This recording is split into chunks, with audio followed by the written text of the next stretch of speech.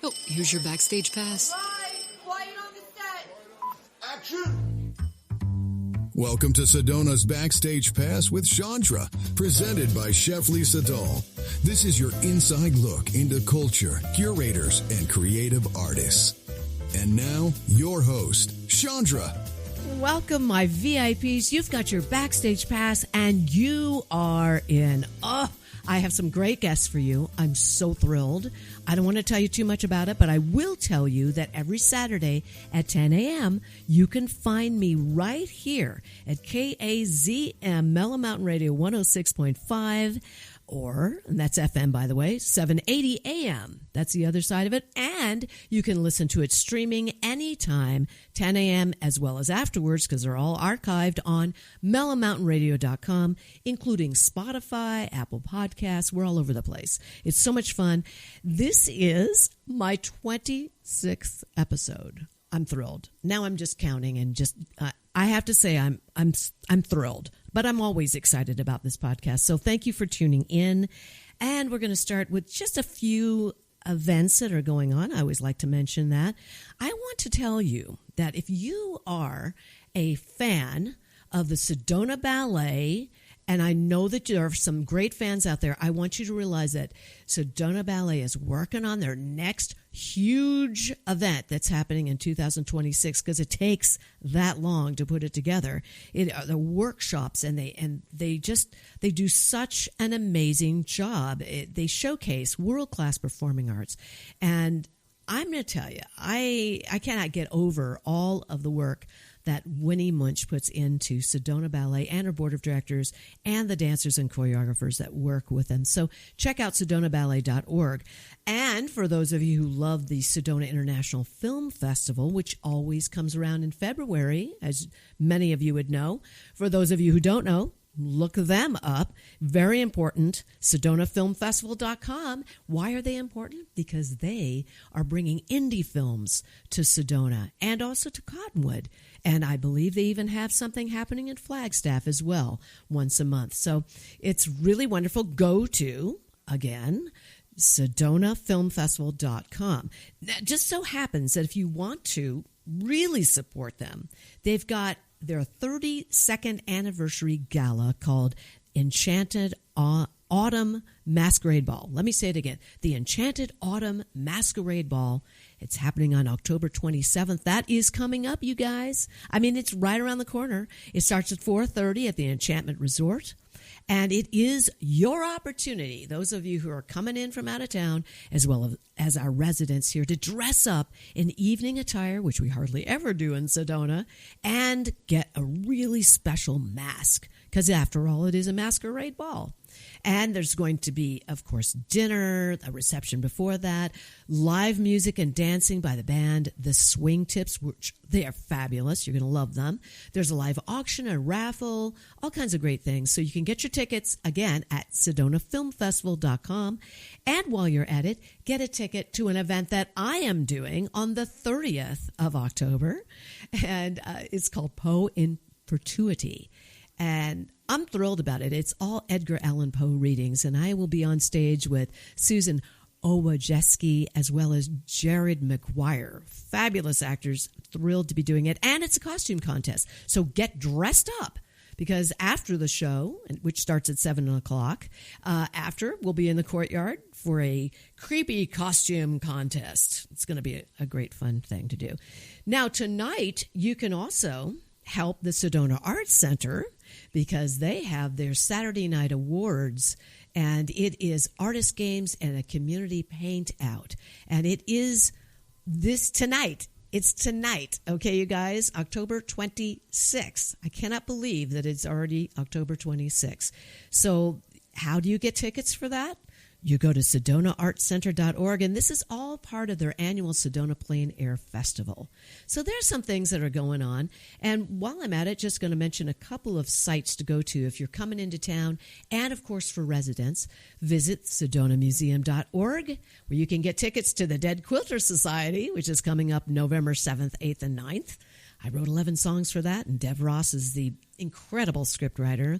Just wonderful actors, including Gail Edwards and Lisa Schatz-Glinsky and Samantha Sanchez. It's at the Sedona Heritage Museum, so you can get tickets at SedonaMuseum.org. And we always want to support the Community Library Sedona, so go to CommunityLibrarySedona.org. Now, I have to tell you, every time this lady is in the studio, it's just, I don't know, I feel like I have a kinship with her already. She's a wonderful individual and a fabulous businesswoman. Debbie Johnson of Cleaner, Quicker Car Wash is here. And Debbie, I just always feel this connection with you. It could be our Texas ties also. Could be. Right. And last show, we left off as you would get out onto the beach. Because there you are in Baytown, Texas. No, we're in New Orleans then. No, we're in New Orleans. Yeah. Okay. So you're in New Orleans. You're very young. And Pretty you're young. out there with the waves, and you've got what is it, like an inner tube type thing? And you're out there and enjoying. We were talking about that, and then we ran out of time. It was like, oh. And there's a whole bunch of other things I didn't get to ask you, so I'm really excited about it. So there you're out there. Did your mother ever panic? You're out there. We were talking about Debbie's childhood. So if you've missed that one, go back and check it out. I believe it's episode 21. And you're going to hear some amazing stories. So we're back here now as a sequel, all right, to that. Okay. So your mother's not worried? No, none of the mothers are worried. Why? I mean, like, how could you not worry about your child, a very young child at that, like 8, 9? It was a safe time. Nobody messed with kids. Yes, but if you were out in the waves, out there, and you can't even see the land, you're saying? And the waves will bring you back. Oh, my gosh. If they hadn't, where would you have ended up? I don't even know. I see. You just trusted. Yeah. That's amazing. Did that set a precedence for you as far as trust? I mean, I'm thinking about this. It's like, I never had that. I was worried. No, my mother was kind of the worrying person. And if I did something like that, she would, it wouldn't have happened. Very protective. I think I just always knew that I could take care of myself. Amazing. Where do you think that came from? Just because your mom just kind of let you do your thing? Yeah, it's just the way we grew up. You know? Wow. Love that. All us kids took care of ourselves. Incredible. And you took care of your siblings, too. Oh, sure. Yeah, the two brothers. Yes. And you grew up with boys, so your friends I grew up with girls. And then I grew up with girl and boy. Then I grew up with boys. There you go. Yeah. 3 families. Yeah, 3 families. And being with the special fun aunt. Were they all fun, the aunts? All the aunts were crazy fun. They were, they were all fun when they were together. Sometimes they'd be a little weird because, you know, they're little old Texas ladies and they had their quirks. But they would make a good movie. I was going to say, this sounds like a sitcom to me. I'm like, I want to see that one. Yeah, I want to see that film. That's great. We were talking about Debbie's family, so I got to get you up to speed. We're talking about Debbie's family. She had 4 aunts besides her mother, right? And she lived with one of them, and it was great fun because she said she was really fun. What made her fun? Well, she did a lot of crazy things. Like? I'll just give you one story, and you'll get the idea of what she was like. Okay. So Michael comes home one day, and he says, "Well, Evelyn, what did you do to your finger?" And she has a big bandage on her finger. And she says, "Oh, you wouldn't believe it, Leon. I cut myself. And it was just bleeding like crazy, so I had to put a bandage around it." And he says, "Well, what happened to your other finger?" And she looked down and she said, "Oh, I bandaged the wrong finger." Oh, my God. Oh, this is good. That just that's a little story, but it kind of tells you what it was like. This is hysterical. So she's got one finger that's clearly cut. And it's not bleeding anymore, apparently. Right. Oh, my gosh. Okay, that tells us a lot about your aunt, yes. Evelyn. Yes. And she was a good cook. Oh, yes, she was a great cook. Right, and you're in the kitchen helping her. All the time. We did that. Yeah, we all did that. Yeah, that's really fun. And what was and you told me about the shrimp dish. Yes. Because that was good. And then if you could cook with onion and peppers and garlic, and there was something else. Celery. You were good. You could create anything. Yeah. What was the least favorite dish you ate as a liver. child? Oh, you knew right away. Oh, yeah. I would never eat liver. Ever. Not. No. My father made me eat liver once because he insisted I had to eat it, and I threw up all over the table. That was it. That's why you'll never eat They it. never made me eat liver again. I was like, there you go, Dad. There it is. You forced me, and here it is. That's hysterical. I mean, it's not funny that you threw up, but it is pretty funny. So, okay, now, did you bake? Oh, sure. Baking was a really big deal. It's yeah. always a big deal. Yeah. But in the South, it's almost like you got to bake. Well, sure. Right. Your favorite kind of bread to bake is? Never baked bread. Okay. Oh, well, I have baked bread, but I'm not a bread baker. I make pies. Oh, yeah. I'm a pie maker. I love making pies. I love making cakes, too, baking cakes. But you have your favorite. I haven't baked a cake for a while. Usually it's pie. What's your favorite pie? All of them. Right. Okay. Yeah. So if you were to bring a pie, was to a fair, a county fair, did you ever do that? I've taken pies to a lot of places. Okay. Yes. What's the pie you choose? Pecan? No, not pecan. Okay. Apple? It could be coconut cream. It could be black bottom coconut cream. It could be lemon meringue. It could be chocolate. It could be berries of any kind. It could be peaches. Mostly fruit and cream pies. Rhubarb? No. Okay. I have made rhubarb strawberry, but that's a lot of work. Is it?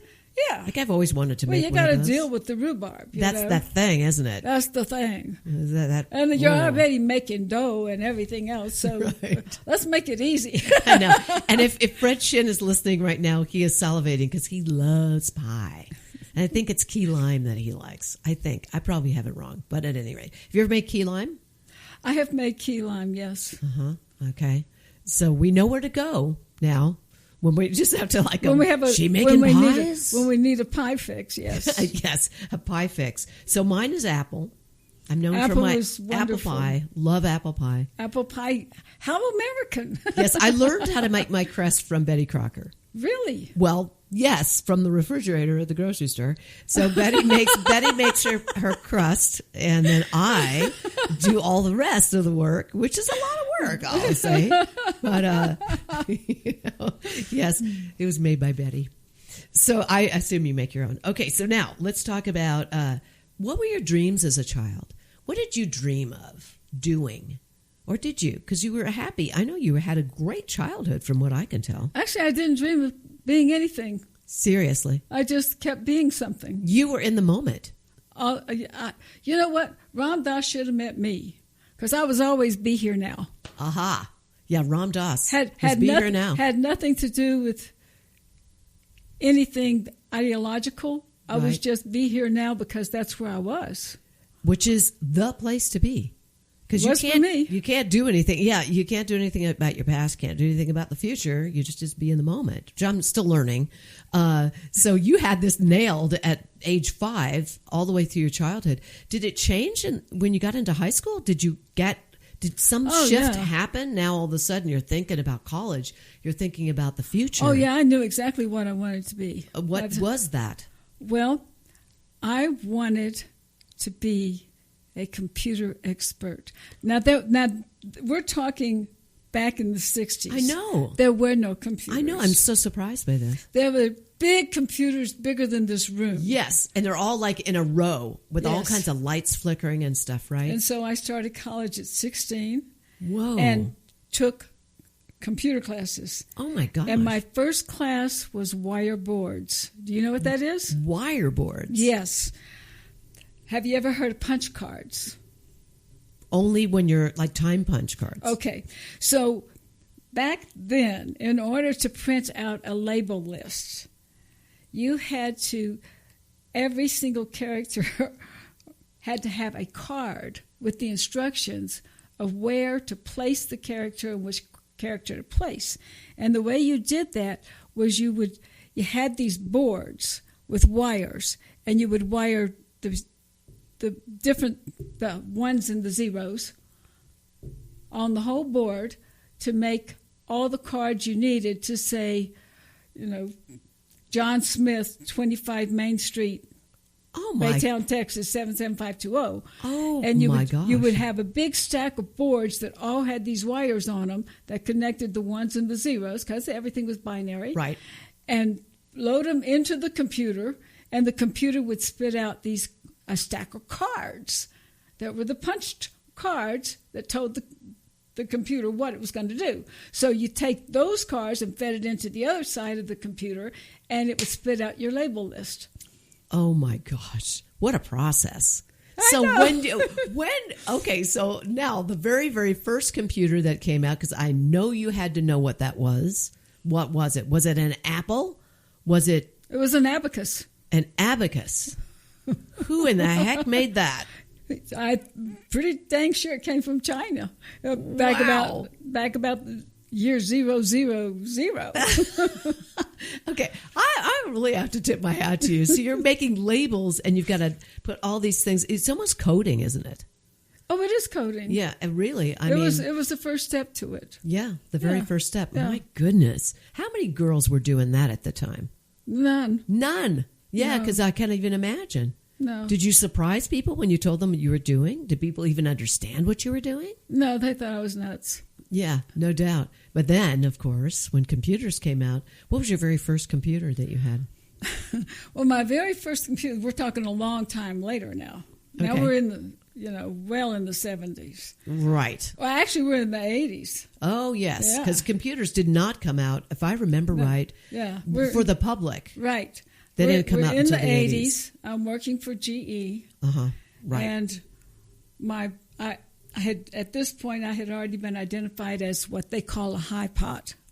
A high pot? Yeah, high potential. Oh, okay. So high potential. They sent me to all these schools, and it was just great, having the blast of my life, most fun ever. And I was in strategic planning for an independent oil and gas company owned by General Electric. Right, I And remember the you telling me senior about that. executive of exploration and production comes to my office. He's sitting there, and I said, "What's wrong?" He says, "Well, I need an international budgeting system, and I need it to take all of our regions together." And we were all over the world. It was an international company, and I needed to develop a budget and an operating budget and a financial budget and a capital budget for exploration, for production, put it all together, meld it into a budget for the entire company, one for each region and one for the company, and then that needs to meld into General Electric's budget and strategic plan system. Wow. And I said, "Wow, what's wrong?" He said, "Well, I went to the engineering department, and they told me that they could do it, but it would take 2 years. And then I went to the IT department. They told me they couldn't do it at all. And I said, "Well, when do you need it?" He says, "I need it in 6 weeks." I said, "I can do it." Oh, my gosh. He said, "You can do it?" I said, "Yeah, I can do it. I'm sure I can do it. Absolutely, I can do it." Oh, my So he God. said, "Well, you better get started." So I start analyzing everything that it would take to do this incredible system. But I need a computer. So I built 2 computers. You built them? One of them was called a SOL, S-O-L. And the other one was a Radio Shack. I don't remember what it was called. Oh, my gosh. So I had these 2 computers. We lived in a really old house in Denver. And I had these 2 computers. No backup. Oh, no gosh. printers. No nothing in my head. And these, that it was that long ago. And I can imagine that you had to have lost some things from time to time. Oh, I'm going to tell you about Okay, that. all right. This is So my nightmare. I go Okay. into the room and I turn on the light switch, and both computers, this is just like a cartoon, just exactly like a cartoon. Both of the computers go, Oh, no. and they're dead. Oh. And I have nothing. Oh, no. And how much work had you done? Like weeks? Yeah. Oh. I took 2 weeks. And so then, plus all this time I was learning how to, first I had to make sure I could type. Yeah. Did you learn how to type? I learned I how to type learned in how high to type. school. I could shorthand, I could type, I could do all Best that. thing I ever learned, Yeah. Really? And I had to learn how to program. Oh, So I bought this, there was a program called DBase that some people still use in big companies. And it used a basic type language. So I bought these 2 big giant books. One of them was all the instructions for how to do this. Unreal. And the other was instructions for how to build it into systems. So I read these incredibly large books and just started going at it. So I went in and I told my boss, I said, this is what happened. He says, it's okay because we just bought another company called Keol, and they have computers, and I'm going to bring you the best one they've got. Oh, so it was a blessing that happened. And he brought me this a PC, one of the first PCs. It was a Compaq. Oh, okay. Yep, And- that I know that name. And it was great because you could run more than one program at a time. Ooh. That had to be, now seriously, that had to be a big deal at the time. Oh, that was a huge deal. Yeah. Nobody else in the whole company had one like that. Wow. So he gave me this computer, and I could run WordStar, and that's what I wrote my languages in. Okay. And I could run DBase. Okay. And I built this incredible system, huge, big manuals. I designed a system whereby the different regions could call it in over the modem and send me their data so we could meld it all together. It was, Oh my gosh, I think the days of modems. I Yeah. ended up with over 1 million lines of code, Wow. about 1,000 different databases, thousands of memory variables, just thousands of them, and a complete book of documentation that I wrote, and a training guide, and put together the training system in 6 weeks. Okay. All right. You are a queen. I'm going to tell you, you are the queen of techies. It was the greatest fun ever. It was so much fun. It was just like a blast. Okay. See, this is where I'm going to have this recollection of this story about the eggs. You're putting them in order and you're getting a kick out of it. And everybody knows when you pick up the eggs from the chickens as a child, they know it's you because you put them in order. So this was in you. This whole thing about how you organize and put things together and stuff, and then you're just getting a thrill out of it. It's just in you. This is what you do. And now, fast forward, here you are coding, like with the very first professional computer. Yeah. And creating other, before that, other computers. I'm like floored. Nobody knows that the owner of Cleaner, Quicker Car Wash is a major computer head. Really like, wow, incredible. So, what were your friends thinking of when you're doing all this stuff? What did your parents think? Well, my parents, they had no idea what I was doing. How do you explain it? I'm a single mom with 3 kids, Jeez. off on my own. Tell Haven't me- been home in a long time. And I will bet you anything, because I don't even really have to ask you this, but because I know the answer. I have to know I'm guessing, but I think I know the answer. You did not get royalties for any of that you created, correct? Oh, of course not. Of course not. Yeah. Wow. So But there it was you great. are. It was so much fun. It was so great. Yeah. As a matter of fact, all the time I was going to school with General Electric, to their classes, which was amazing. The greatest minds in the world. I mean, it was. And you're just one of awesome. them. You were there. No, I wasn't one of them at all. But I did have a blast. But I would come home, and the kids and I, we were all in school together. And so I would post all of our grades on the refrigerator. I love it. So like your kids are competing with you. Yes. I love that. That is We so would sit good. at the table, and they would do their homework, and I would do my work from work. Oh my gosh. All at the table, and all trying to help each other at once. That's hysterical. Oh, I'm sure they loved it. Are you close to your kids? I'm very close to my kids. Yeah, I can at imagine. At times. Yes. My Oh, kids. oh, yeah, okay. My kids are all they're now in their mid-50s. Okay. Hard to Yeah. believe. I mean, really hard for me to believe that. Well, it's Are true. you sure you're not lying to me? I'm positive. Okay. I'm just And, checking. and so over the years, there's times when any one of them may not be speaking to me for a period of Oh, yes. time. Oh, okay. Because mom's crazy. Of course. And, Of course. pretty much everything is excused eventually because, mom is crazy. That's so funny. Yeah. What do you think makes that happen? I mean, like, you're not overprotective probably because you didn't grow up with an overprotective mother. Well, it depends. Okay. If anybody messes with my kids, even now, Yeah. You're like, there's a mama bear in there. I was just going to use that term. Yeah. I can imagine that's true. Yeah. But you're not hovering over your kids. No. Right. So what would it be? Why would they feel this way? Like, oh, Mom, I mean, you can't piss them. You piss them off because you're going to tell them something that they think they know. Who knows what Mom did? Mom, they're right. Mom is crazy. But see, that's why it all comes back together, because you already know this and they think it anyway. So works out perfect. Okay. So, this is something I just had no idea about you. I'm like, what? Okay. I'm still trying to get over it, because I'm still thinking of you as in New Orleans as a kid, and Texas, and growing up. Okay, and we're running out of time, so I know what to ask you next month. I know what I'm going to talk to you about next month, and I cannot believe every time you hear the time goes by really fast. And thank you so much for being here. All right, when you go to Cleaner, Quicker Car Wash, which I know you will, which is in West Sedona, and get your car washed and get detailed and all the excellent things they offer. Remember, the owner, Debbie Johnson, the brainy, awesome, techie woman in the beginning of computers. Thank you, Debbie, for being with me and being with us. And you guys stay with me. I'll be right back.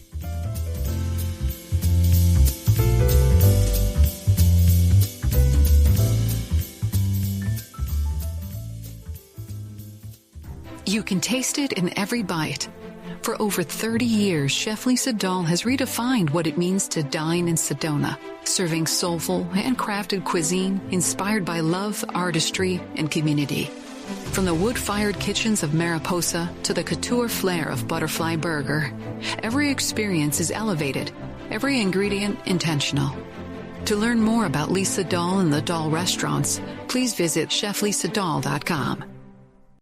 Need a clean car fast? Come to Cleaner, Quicker Car Wash. We'll have you sparkling and back on the road in minutes. Whether you're after a quick shine or a deep clean, you'll get top quality service, eco-friendly soaps, and smiles all around. Drive up, shine up, and feel good, all without slowing down your day, and look like a star in your car. Located in West Sedona on Highway 89A. For more information, visit cleanerquickercarwash.com. Here's more of Sedona's Backstage Pass with Shondra, presented by the Dahl Group. I am totally thrilled to have this guest with me. I'm going to tell you something. This is a man that you do not know a lot about. The reason I say that is because you know him as a musician. You know that he's a songwriter. You know that he works in Sedona and that he's the owner of Sedona.Biz. But do you really know him? No, you don't. And I'm so happy to have Tommy Acosta with me in the studio. Welcome, Tommy. This is great. Well, thank you, Shondra. I'm really happy to be here. I have learned some things from you. I always talk to my guests, by the way, all of you listening. I talk a little bit before we get into the interview. Not too much. Just enough to make a few notes, and you're in for some good stories. Okay, so let's first of all talk about the fact, how long have you been in Sedona? I've been in Sedona approximately 15 years. 15 years, okay. And in that time, we have known you more like a musician, is that correct? Yeah. With the band Greenlight. That is correct. Which is an excellent originals rock and roll band. I love it because you're doing a lot of originals with that band, right? Yeah, that's all we do. I mean, I like to say, when people ask me about the band, I say, well, we're the only all-original band in Sedona that actually gets paid. Isn't that nice? I know usually it is. You're right. The people who are doing originals are usually starving. Mm-hmm. I remember that group of people. I was always doing originals, but always covers as well. Mm-hmm. So we got the gigs. Mm-hmm. Do you know what I mean? So I always got paid in my rock and roll days when I was doing rock and roll originals and all that good stuff. So I hear you. And there was always the group, the originals that they never got paid. Yeah. So you guys are working. You've worked everywhere. Yeah. Well, first of all, I have a great band. I'm really good. Sure. We have Robin Miller on lead guitar, Eddie Barattini on drums. I mean, it doesn't get better than that. Uncle Mark on trombone and keyboards. Really great. And Mike Reed on saxophone. And Mike Reed is so awesome. Yeah, these are great players, everybody. These are iconic rock players here. And then Chicky, you have to tell everybody about Chicky, because a lot of people that are listening right now know Greenlight, I'm sure. And Chicky and you go way back, do you not? Oh, yeah, we go way back pretty far. He's from Brooklyn, I'm from the Bronx. And I hear it, the New York. Yeah, I just want to talk like this when I'm with you. Yeah, yeah, well, I'm trying not to sound too Bronxy, but yeah, Chicky and I go back, and we ended up migrating to Sedona, He became a town pharmacist, legal drug salesperson. Oh, this is go figure. Would he have ever known in those rock and roll days? He'd be selling drugs, but legally. Thank you. Yeah, that was. Is he still doing that? Right now, yeah, he's working from Cottonwood. Okay, where? On the internet. He does prescriptions over. Oh, interesting. Wow, I had no idea. Internet, yeah. So I could actually order something from him. I'm not using drugs at the moment, but it wouldn't be illegal. I just want to make sure everyone knows that. We're talking about pharmacies. As long as it's prescribed by a doctor.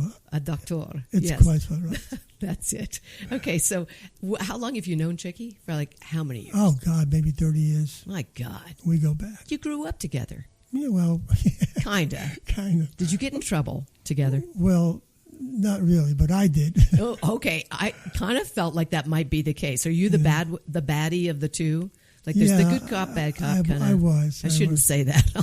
There's all good cops everywhere in the world, right? Because we always goof around and say, other people, we who lived in the Bronx used to drive into Brooklyn to give Brooklyn's pink bellies. And what that meant, we just grab some kid from Brooklyn and smack his belly. Okay, I don't know what that. I'm a little confused, but I'm just going to go. Okay, okay. So we just goof around, and Chicky is a great partner, a great person, great human being, funny as hell. Everybody knows him. Yeah, the two of you together are so much fun to watch. Yeah, because we have this gig thing going. We argue on stage all the time, and people look at us and they don't know if it's for real. And it's half for real, half not. It's so fun. It's part of the show. It's so great. I remember Tom and I were with you for New Year's Eve one year, and it was so much fun. We had such a great time probably dancing. At Steakhouse. Yeah. Yes, at 89A. 89 Steakhouse 89. Right. I used to call it 89A Steakhouse. It's like totally wrong. Okay. So anyway, now there's a part of you, a part of what you do that I had no idea before, I'm going to say 10 minutes ago. And nobody knows this about you. First of all, you had a near-death experience, didn't you, when you were a child? Tell us about that. Oh, well, when I was about 7, 8 years old, I'm not too sure, it was during the height of the polio epidemic. And I think, going back in time, I think I was playing with mercury out of a thermometer. And I got some kind of really negative reaction.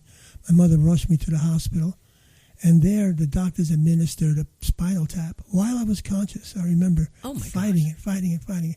And the next second, I remember being in bed, and I heard the doctors, my mother's voice. And the doctors said to her, I would never walk again.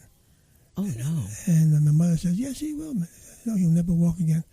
So anyway, I was taken to a room, left in a room by myself, I believe.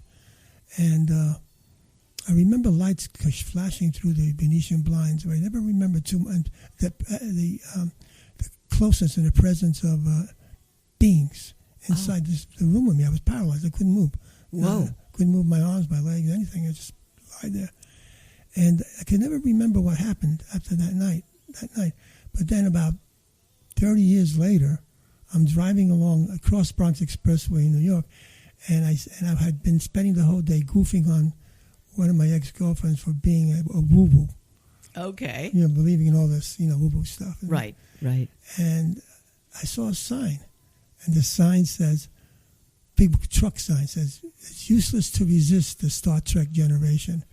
And I laughed at the joke because I was thinking about my wife believing in UFOs and my girlfriend believing in UFOs and stuff. And the next thing I had a download in my brain. I began remembering what happened that night. Oh, my gosh. And I remembered what happened after those beings appeared by my bed. And basically what happened was, I remember saying to myself when I was lying paralyzed, that's it. I accept death. If this is I don't care if I die. I'd rather die than I'll be able to walk again. And you're 8 years old. 8 years old. Oh, my So goodness. I accepted death in that moment. And anyway, I remember suddenly appearing in what seemed to be a spacecraft, and it was surrounded by 3 beings, Emat and Alana and Amot. And wow. And anyway, I was told a lot of things. I mean, if you want to read about it, just go type in The Key to Tommy Acosta. The Key to Tommy, I'm writing it down now. The Key to Tommy Acosta. Spell your last name for everybody so they Acosta. Right. That's what I've got. I just want to make sure. So it's The Key to Tommy Acosta. If you just Google that, it'll Yes, come up. It'll come right up. Is it a book? No, it's a story. Because when I got okay. home after having that message in my brain as I'm driving, I got to home, and the first thing I did was jump on the computer and began typing out the download, or downloading what happened. And I kind of was watching my hands work, and the whole story unfolded before me. Oh, my gosh. And the story could be read there under UFO Experiences, too. That was the website, UFO Experiences. Oh, okay. So this is interesting. It really wasn't a near-death experience. It was more like a UFO, like almost an abduction? Is it what we're talking about? I think so. And what happened? I mean, can you just give us a little teaser, and then we'll all go look it up? Well, basically what happened, these beings, these people spoke to me. Told me things about myself, told me things about the future, and healed me. Because when I woke up in the morning, I was able to move one half of my body. Whoa. And I remember asking why only one half of my body was being healed. And was it Amut who said, because we expect you to heal the other half of your body yourself. Interesting. Interesting. It's like, thanks a lot, you know. And so doing, which I had to do. Wow. Basically, that's where I learned, I began studying healing arts. That's the other thing that people don't know is that you had an institute, you're a reflexologist, a master reflexologist, which is amazing. I would have no idea about this. You even have a book out, and the book is called The Healing Pause, PAWS Method, because it's for dogs. For pets. For Dogs and pets. cats, For pets. So it's not just for dogs. It's Yeah, cats not just- too, and any other animals at all? Pets, dogs, that's what I know. Okay, great. And that came out 3 years ago. By the way, you can find that on Amazon. You can just look it up, The Healing Pause Method, and it's PAWS by Tommy Acosta. Wow. Do you feel that led you to that whole portion of your life of being a certified reflexologist, now being a master reflexologist? And do you still practice? Yes, I do practice, but only for specific, people who are in really bad shape, people that I know. And it was the New Canaan Institute of Reflexology and Holistic Health. And I used to teach classes and stuff like that. But when I came to Sedona, that's a whole other crazy thing. All of us do. We all have our Sedona stories. Yes, we do. How we got sucked in. It is like that, isn't it? Yeah, it's like and that. those of us who stay, I think, are the people that really just love Sedona, want to serve Sedona, serve the community, which you've done lots of. Yeah. With your wife, Joey Best, who we have to mention.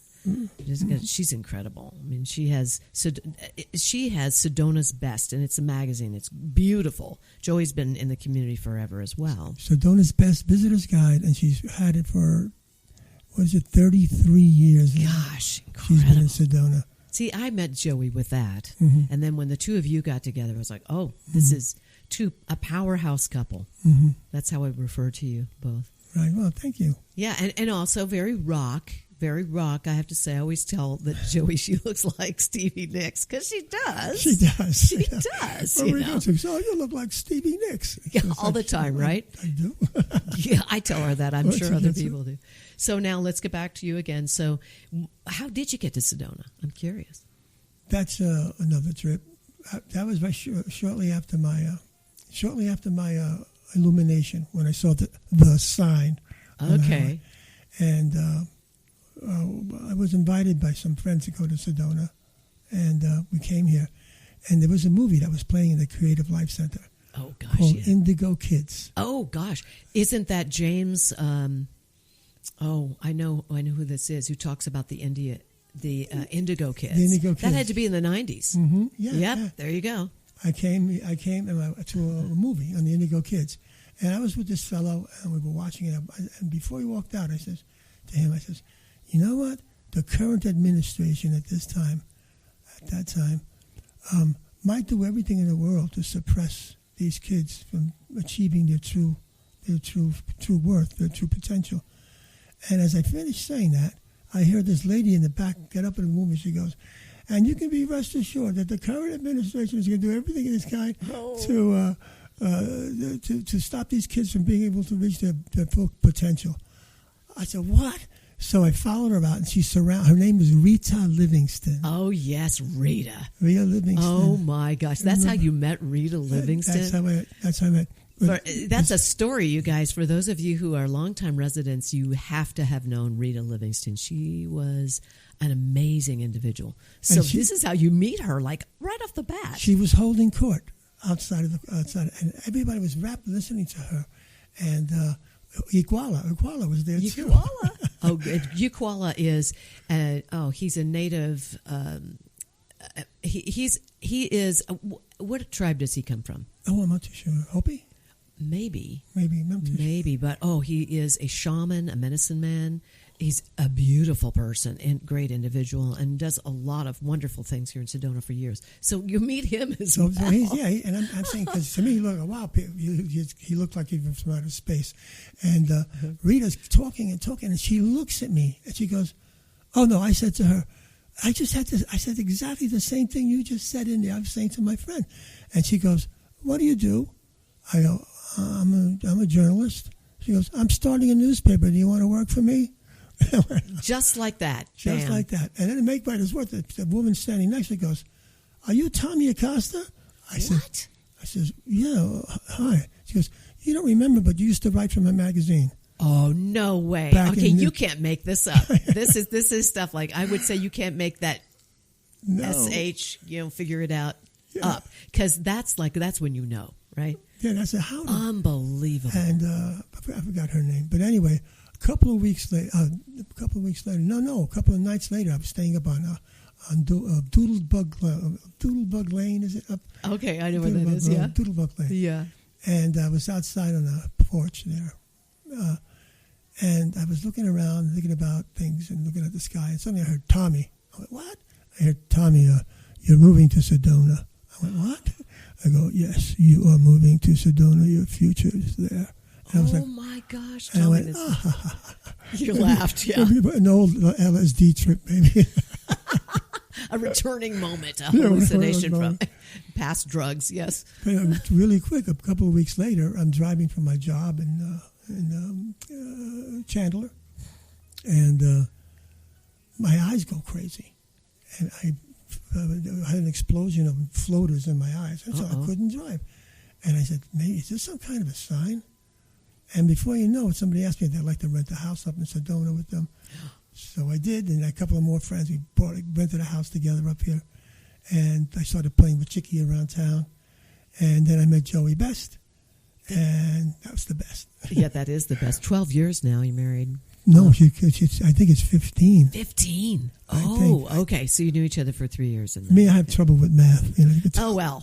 I just say, God, if somebody had told me that math is actually music, I would have learned it. Well, yeah, that's right? what it is. But we know it. Some of us, we know it instinctively. That's right. Now, I know that you have harmonica with you. Yes, I do. So do you want to play a little something for us right now? Well, yeah, I wrote a nice little harmonica ditty. 1, 2, 3, and...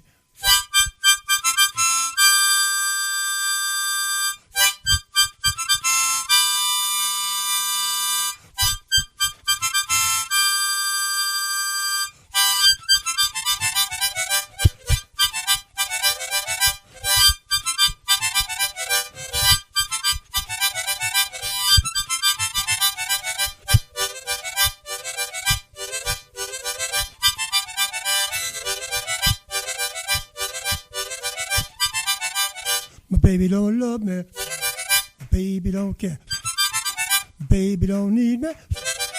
Ran off with another man.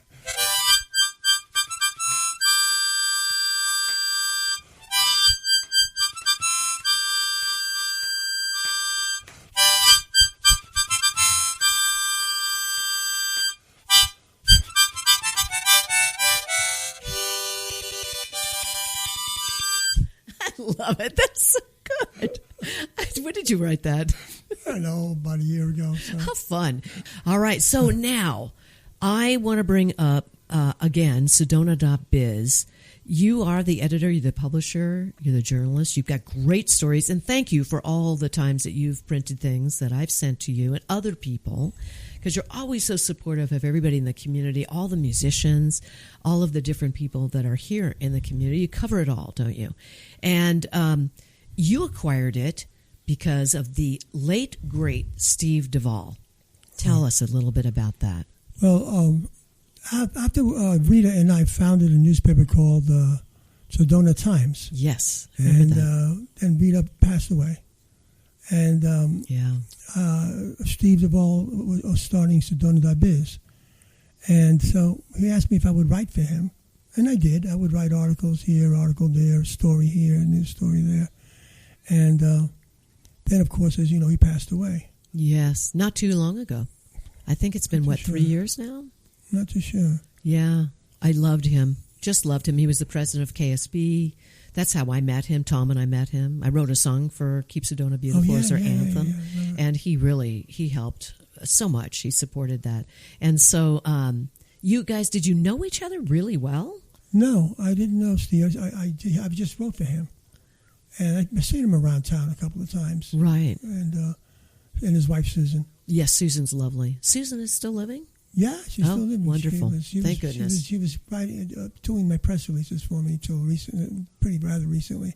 Okay. And but you see, Steve had a dream, and you have your major pulp newspaper in town, but he wanted to have a platform for people who were not heard, people who were left behind, people whose perverse feelings were left on the side, and also to provide a forum for thoughts and the sharing of ideas. And this is what it does. If you go to the comments section of Sedona.Biz, you'll see everybody's in there. Oh, I know. I've done it. There's some stuff that comes up, and it's, of course, there's stories, right? And they're real. The people are doing articles and all kinds of commentary, and there are comments. It's great that you can leave your opinion. Audience engagement. Yes. So they're engaged. The community is engaged. Love that. And so we offer that opportunity again for those who don't have a voice. And we allow people. And a lot of people are very concerned about retaliation or say something wrong in this town. People might in some way try to hurt you back. Yeah, I think that is the normal for everybody, unfortunately, around the whole country, really. Maybe around the world, I don't know. Could be, human nature. You also have a fantastic calendar there, don't you, of events? All right. Everybody can have an event. Even Yavapai County and Prescott and Verde Valley. Yeah. They're sending me their emails or they're sending me the press releases. Sure. It's wonderful. I'm going to be sending you one soon. Oh, it's my pleasure to take care of you. I know that. I was going to say, if I was going to cast you right now, I'm not so sure I would cast you as a rocker. I would cast you as like the New York guy, come on, I'm going to take care of you. That's what I'm like, okay, I believe you. And I know that anyway because you're a dear friend. And I have to tell you, I just think the world of you and Joey, and so you gotta. I know we're running out of time. I just know it. I can feel it. Right. Give me one of your favorite crazy rocker stories because we've all got them.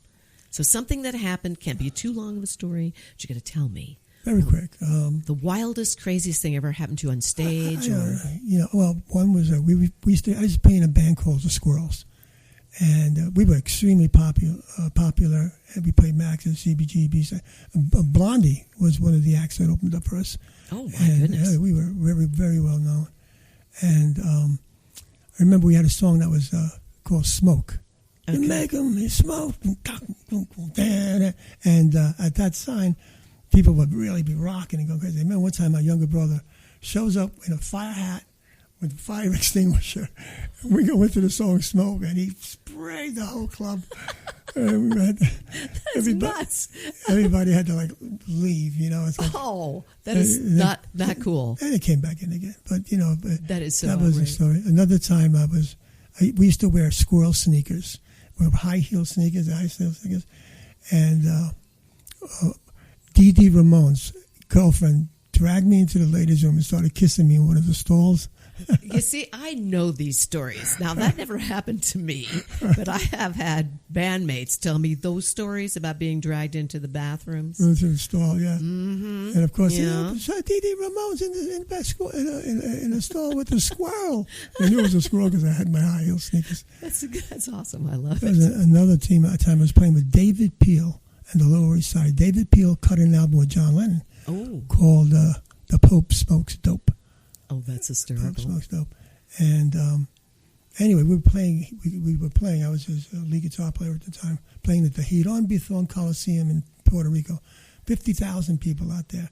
And because he had a song called Have a Marijuana, and we began ready to play the song, hit the first chord, and it shut the lights out. The whole stadium closed down on us. And we were really scared because the people got mad as hell. Oh, really? No, I've been into. I understand this. So what happened? So David and I jumped into the crowd. We went right up to the leadership. We were telling everybody. Started talking to the guy and says, "Hey, you know, this guy played with John Lennon, blah, blah, blah." And we made him feel good about himself.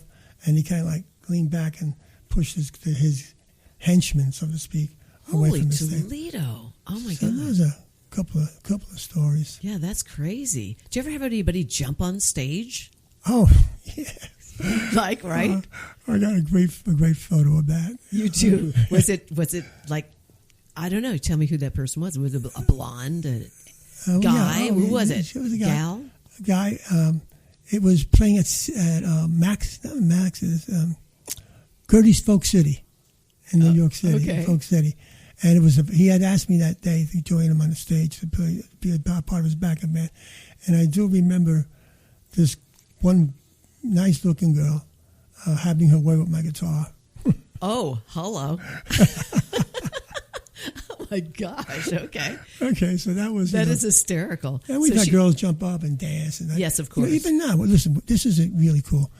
I play with Greenlight, right? We're all we're baby boomers, all of us. Yes. And most of our fans are baby boomers as well. But when we're on that stage, right, after about, second, third song, we all turn into teenagers. We're teenagers on that stage. We're playing away, and everybody's rocking and enjoying it. We lose all the years, and in the audience, the women turn into girls, the men turn into boys. Everybody's dancing, having a good time, singing along with the lyrics and the choruses. So that makes it also so nice. One great band, Greenlight, and you are playing around town, yes? Well, we're waiting for a couple of health issues to remedy themselves. Okay, yes, I we understand. We play here at Bella Vita. Oh, at Bella Vita, yes. Bella Vita, and we used to play all the time over at Soundbites. Yes, I know Soundbites is gone. Miss you, Steve and Michelle, and yeah, I know that was such a great showroom. What a wonderful place that was too for dinner and everything. Mm-hmm. But so now, when you do get back to playing, and I just want to mention the situations are not yours. You're doing well. No, I'm okay. You're looking good. If you could see Tommy right now, you would see that he looks a little like Don Johnson. He's wearing a white suit, and it's very casual.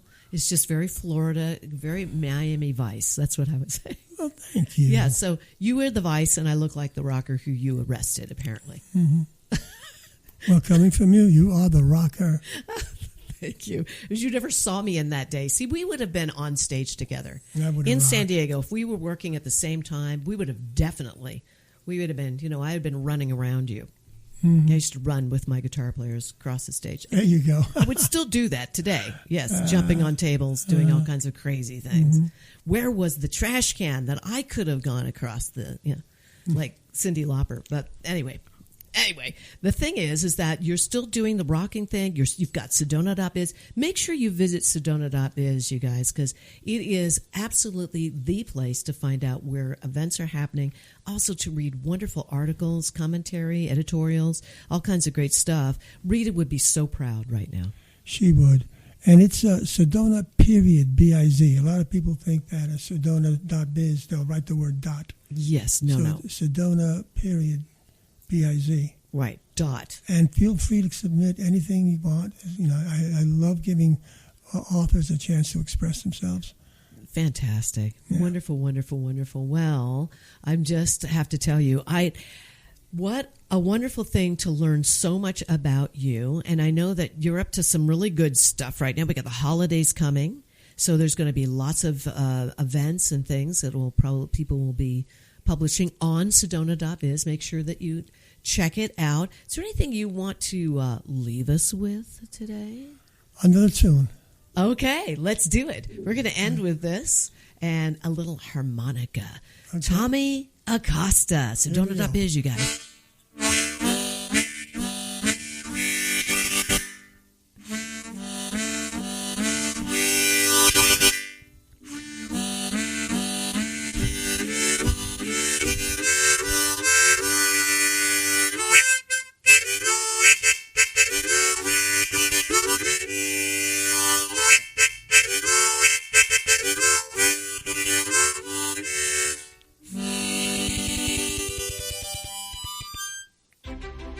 You've explored the trails, stood in awe of the red rocks.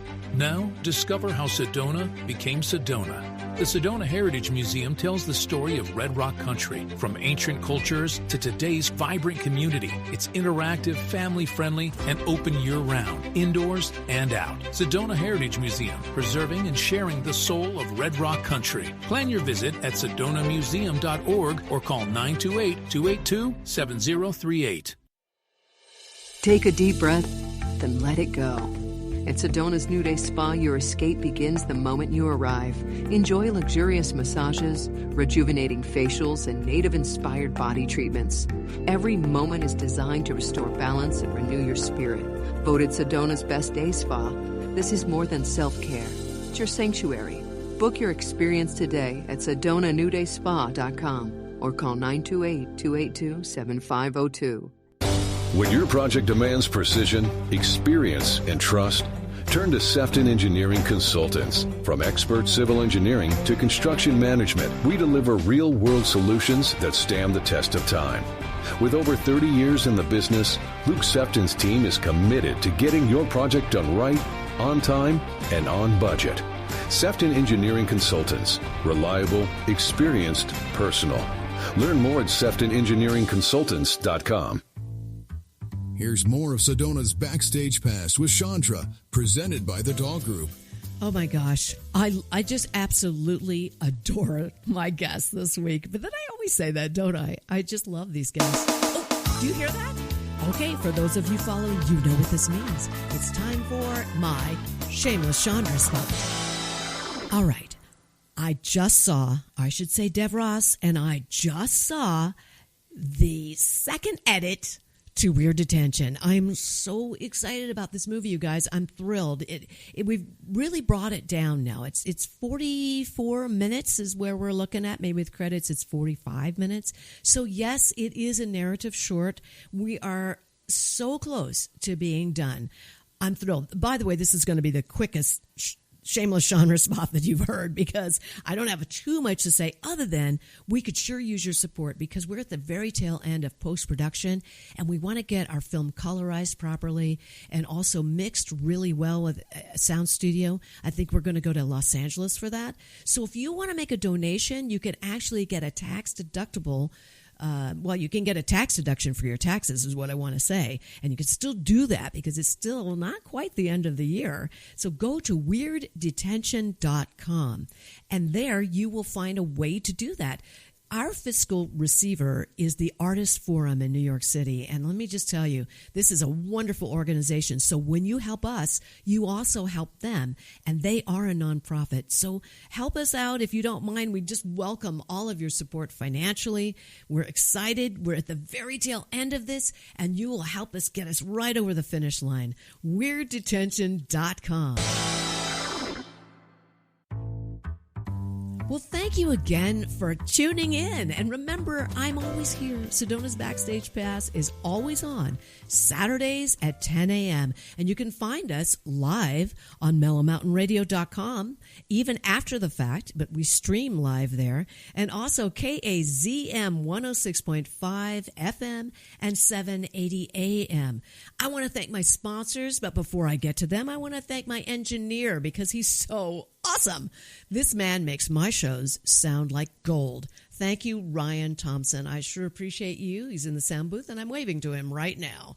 And also the owner of KAZM Mellow Mountain Radio, and that is Chuck Helstein. Thank you, Chuck. You're awesome. He makes sure that he always puts the shows out on Spotify and Apple Podcasts, where you can also find all of my shows archived, including, again, mellowmountainradio.com. So I want to thank my sponsors, Sedona Heritage Museum, Sefton Engineering, Cleaner, Quicker Car Wash, Sedona New Day Spa, Sedona Ballet, and my presenting sponsor, Chef Lisa Dahl and the Dahl Group.